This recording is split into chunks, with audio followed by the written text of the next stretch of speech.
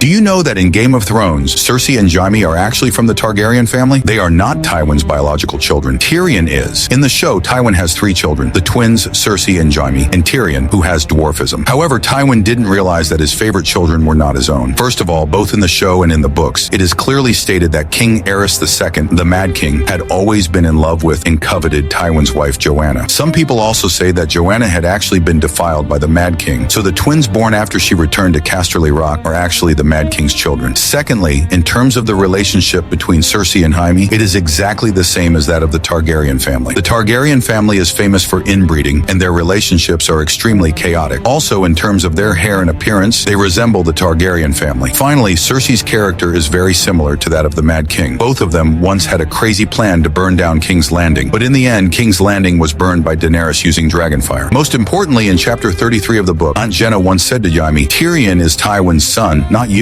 After careful analysis, it is found that only Tyrion is most like Tywin. He is smart and good at plotting, but Tyrion is not as cruel as Tywin, which also makes him more popular with everyone. Do you have any other detailed theories? Do you know that the Bolton family in Game of Thrones is actually a vampire family? First of all, in Game of Thrones, magical events are everywhere. There are various mysterious characters such as the Children of the Forest, the Three-Eyed Raven, and the Drowned God. Therefore, as a long-circulating European legend, the existence of vampires is entirely possible. The Bolton family in the series, just like the Stark family, is one of the oldest families in the North. Just like the history of vampires, regardless of how the regime changes, their family still firmly takes root in the North. Secondly, they are extremely cruel to their enemies and hostages, and there has always been the heinous practice of flaying, which is used to break down the psychological defenses of their enemies and instill fear in them. This is exactly similar to how vampires maintain their dominance through terrifying legends. Their family crest is the red-flayed man, and the title of their lord is also known as the Red King. Red usually implies blood and violence, and it also symbolizes the bloodthirsty life of vampires. Most importantly, as the lord of the Bolton family, Rose has always been in pursuit of immortality. Rose also regularly purifies his body by having leeches suck his blood, showing a kind of worship for blood. Finally, the Dreadfort usually presents a gloomy and desolate atmosphere, which is also very similar to Bran Castle, the residence of the vampire Dracula. Perhaps if the Bolton family hadn't been exterminated, they might really have become vampires. Has anyone really noticed? In Game of Thrones, the scattered direwolves actually already revealed everything. In the show, Ned was the first to find a deer that had been attacked in the abdomen by a direwolf, and Robert happened to die from an abdominal injury while out hunting. So right from this moment, it was already hinting at the fates of Ned Stark from the wolf family and Robert Baratheon from the deer family. Secondly, when 5 little direwolves were found later, the adult female direwolf was also killed with its throat pierced by a deer antler. This precisely corresponds to the fate of Lady Catelyn, who had her throat slit at the Red Wedding. Also, Robb died at the Red Wedding. He was betrayed simultaneously by the Frey family and the Bolton family and was shot to death. His direwolf, Greywind, was also imprisoned in a cage and killed by a flurry of arrows. Finally, the fact that Arya's direwolf was set free also foreshadowed Arya's story. Later on, Arya followed the many-faced god and cast aside the identity that had restricted her. Just like the direwolf, she survived until the end. After Sansa's direwolf, Lady died, Sansa no longer wanted to be a demure lady and stopped relying on others. Eventually, she became the true Lady of Winterfell. And Jon Snow is the character with the most obvious hints related to the direwolves. It not only indicates Jon Snow's status as a bastard, but also hints at his bravery and combativeness in terms of his personality. The loyalty of the direwolves is just like the justice and the commitment to their oaths of the Stark family. And as social animals, if the wolves are not united, they will ultimately fail in the power struggle. Do you know why Tywin, a military genius in Game of Thrones, didn't choose to remarry? In fact, Tywin attached great importance to the inheritance of pure bloodlines. He himself married his cousin Joanna, and the family bloodline was extremely pure. Moreover, he had always been urging Cersei to marry into families with noble bloodlines to maintain the nobility of the family's bloodline. On the contrary, when facing Tyrion, who caused Joanna's death during childbirth due to dystocia because Tyrion suffered from dwarfism, Tywin had always suspected the purity of his bloodline, so he didn't think highly of him either, fearing that he would affect the family's reputation. Secondly, as a military genius, Tywin didn't waste his time on romantic relationships. Instead, he had been constantly consolidating his power and the honor of his family. So from another perspective, Joanna was not just a wife to him, she was also the foundation for him to establish a firm footing in the Lannister family. The most crucial point was that as a member of the same family, Joanna would not pose a threat to Tywin's power. Therefore, the cautious Tywin would not allow himself to put the family in danger. Finally, looking back at the history of Tywin's father, Titus Lannister, after his wife passed away, Titus made the daughter of a candlemaker his mistress. Later, he indulged in pleasure with her, bestowed many gifts and honors upon her, and even let her take away the jewelry and clothes of his late wife. So the first thing Tywin did after taking power was to punish her, which also shows Tywin's disgust for mistresses. Do you all have any other detailed theories? Do you know that Tywin, who died in the toilet in Game of Thrones, initiated the real Game of Power? As a figure who held various powerful positions, Tywin died in the toilet in the show. In fact, this was a backlash after he started the game of power. First of all, in battles such as the Battle of the Camps and the Battle of the Green Fork, Tywin faced the military genius Robb Stark several times and ended up in failure. Such wars greatly weakened the military strength and honor of the Lannister family. Under the pressure of huge war losses and the eagerness to weaken the power of the North, he had to change his strategy and start the real game of power by exploiting people's hearts and interests. Secondly, during the Red Wedding, after Robb killed Rickard and lost some of the army's morale, he also angered the Frey family by breaking his marriage contract. With his keen insight, Tywin was the first to see through the loopholes in Robb's management and the ambition of the Bolton family to rule the North, and he took advantage of this to profit. Therefore, Tywin was fully capable of using his military talent and high intelligence to reap benefits without harming the interests of his own family. Finally, the Lannister family was cautious, selfish, and even distrusted their own family members, so Tywin was left with no one to support him. He could only constantly use his power to protect the entire family. Thus, the secular guest right was the beginning of his evil game of power. However, he ignored the importance of his relatives, and his methods were too harsh. Eventually, he was killed by a crossbow shot by his own son, Tyrion. Do you know why Tywin hated Tyrion so much in Game of Thrones? It was actually because Tyrion was the most difficult for him to control. In the series, Tywin regarded his children as pawns in the pursuit of power, eager to make House Lannister hold an important position on the continent of Westeros. However, when it came to his third child, in Tywin's eyes, Tyrion carried the stigma of causing the death of his beloved wife, and he had always looked down upon him. As the plot developed, Tywin found that Tyrion was the only one among his children who was most like himself, skilled in strategy and able to make use of everything around him. And this also meant that he was the most difficult to control. During the Battle of the Blackwater, Tyrion personally commanded the battle, proved his abilities, and successfully repelled Stannis' attack, protecting King's Landing. But Tywin denied his achievements, believing that he had disrupted his own plan for the family's power. Secondly, their political stances were also contrary. Tyrion was good at balancing the interests of various parties, which was opposed by Tywin. Tywin's methods were too arbitrary, and Tyrion didn't approve of his approach either. Therefore, Tywin tried to suppress Tyrion in every way and despised everything about him. Tywin also attempted to control him by forcing him to marry Sansa Stark, the daughter of the Stark family. He intended to humiliate Tyrion while using him to control the North. However, Tyrion had long seen through his father's scheme and didn't act disrespectfully towards Sansa as his father wished. Tyrion made a series of moves to resist his father. Finally, during the trial of whether he had killed Joffrey, he exhausted all his hopes for his family and eventually killed his father with his own hands. Has anyone really noticed this? Game of Thrones turns out to be a prequel to Interstellar. Bran ascending to the throne is also the result of time-space intervention. We all know that Bran eventually became the Three-Eyed Raven, just like what was depicted in Interstellar. Although he is in a different time and space, he can have an impact on the past and the future in an alternate time and space. So he is the most likely person to interfere with the future. Do you all remember what caused Hodor's illness? In the early part of the series, it was stated that he suddenly fell ill and couldn't get up. But in fact, when they were in the cave of the Three-Eyed Raven and the White Walkers suddenly invaded, Bran controlled the real Hodor in the past dream to block the door, which caused the future Hodor to affect the childhood Hodor. This precisely shows that Bran can manipulate the past, making future events influence past events. Secondly, in the final great battle, Bran said to Theon, "You're a good man." This sentence not only awakened Theon's originally kind nature, but also guided Theon to kill the Night King. Because Bran had already seen Theon's future, this can be regarded as an encouragement to him. And this also shows that Bran can verbally manipulate people in reality based on the future. Finally, do you all remember Bran's words during the kingship election? What did you think I came for? It's because he foresaw the fates of all people, so he also used his ability to eliminate those who would pose a threat to him, such as Littlefinger, clearing the obstacles for himself to ascend the throne smoothly. However, it has to be said that having Bran as the protector of the realm is indeed the safest way.